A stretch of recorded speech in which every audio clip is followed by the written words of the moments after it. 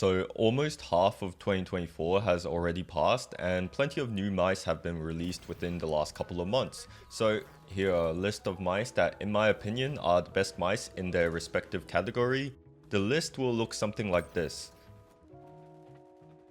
Okay, so the first category is the most boring mouse. This one is a little weird because when we hear the word boring, it has a negative connotation to it. Take a game or a movie for example. When we say the game is boring or the movie was boring, it's implied that it's bad. However, being boring in the context of a mice simply means nothing captivating or standing out, and this mouse definitely fits the description because I put in the Viper V3 Pro from Razer. The Viper V3 Pro on paper is a really good mouse, but when you get into each upgrade that the V3 has over its predecessor, the V2, you'll soon realize that although it is undoubtedly a significant upgrade from the V2, it isn't anything superb when stacked against the top gaming mice. Let's start by briefly going over each part of the V3 Pro. The shape is a love or hate thing, mostly because of the flattened sides, the reduced curves, and the taller profile. For people who enjoyed using the Viper V2, changing over to the V3 will feel larger in hand and also may have trouble gripping the mouse like they used to, especially for people who use the back flare on the V2 as a hook for their pinky. Since the V3 has reduced curves, your pinky can't hook onto the back as easily as you could with the V2. On the other hand, the shape changes on the V3 make it more viable for claw grippers and also better finger placement due to the flatter sides that give a more consistent grip. The lesser curves also emphasize the consistent feel of the mouse, allowing people to grip further to the top or down near the bottom without feeling much difference in the width. This also makes the shape much more like a box, which can deter people away. The clicks on the V3 Pro are implemented well and are consistent, but they're slightly heavier when compared to other mice by quite a bit.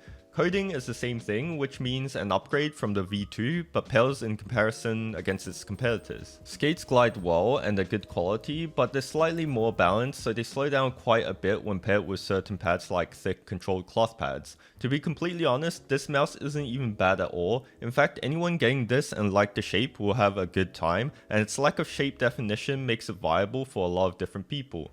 However, for people who don't just buy one and they're done, the ones who go out to search for a mouse that suits them perfectly can most likely find a mouse that fits them better than the V3 Pro. You know what you're getting, it's great but nothing mind-blowing. This is pretty much a boring mouse. Next up is the best large size mouse. Like the name suggests, this will be the mouse I think is the best if you have larger hands. I've tried a bunch of big mice in the past and I find myself always returning to this certain mouse and using it in my rotation.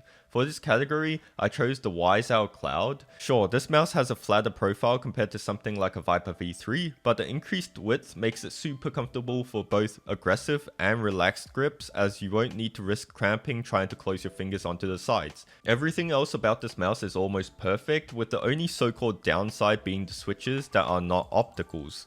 However, the clicks on the Cloud are super good, they're tactile, crisp, and light.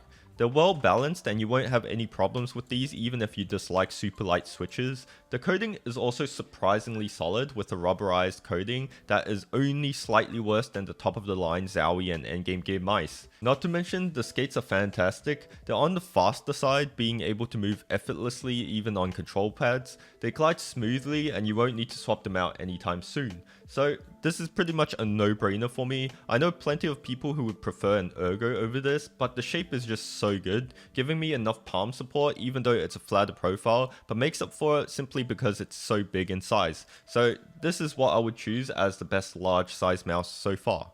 Since we talked about mice for large hands, let's now talk about the best small size mouse. This one was difficult for me because I do fingertip mainly and I had a lot of mice I wanted to put for this category, namely the Beast X Mini from WL Mouse, but I had to think about this from a wider perspective. Not everyone who uses small mice necessarily fingertip. They could have smaller hands and can't use anything too wide or tall, so I basically ruled out a lot of my favorites and settled for one winner.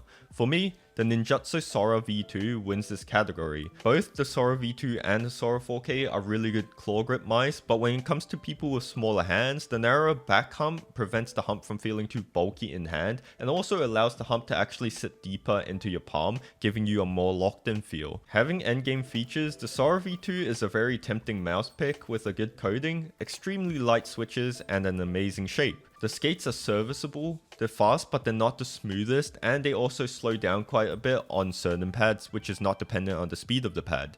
Ninjutsu have also not put out an 8K dongle yet, as of right now, so you're stuck using 1K, which honestly isn't a problem. It's nice to have though, and when the dongle comes out, it's even more of a reason to try this one out. Lastly, the best mouse in 2024 as of right now is the mouse that I enjoyed using the most. Has top of the line specs obviously if it wants to be the best. It would also be the mouse that arguably could work for majority of the people regardless of hand size or grip.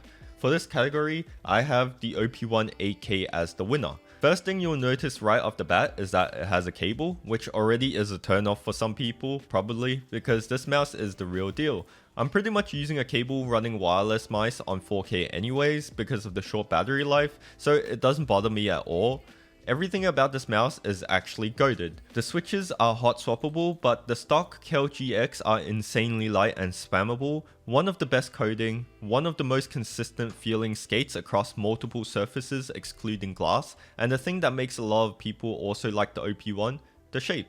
I used to love the XM1 shape, also from Endgame Gear, a lot, but the OP1 replaced it really quickly. The middle to the front of the mouse is quite narrow, perfect for fingertip grippers, but the slight flare near the end along with the really good back hump gives comfortable palm support that fits well with a lot of claw variants. Sides are flat as well, which is what I like for better finger placements, giving an insanely good grip when combined with the rubberized coating. If I could only pick one mouse for the remainder of the year or even more, this would be my number one choice, and it's low-key not that close.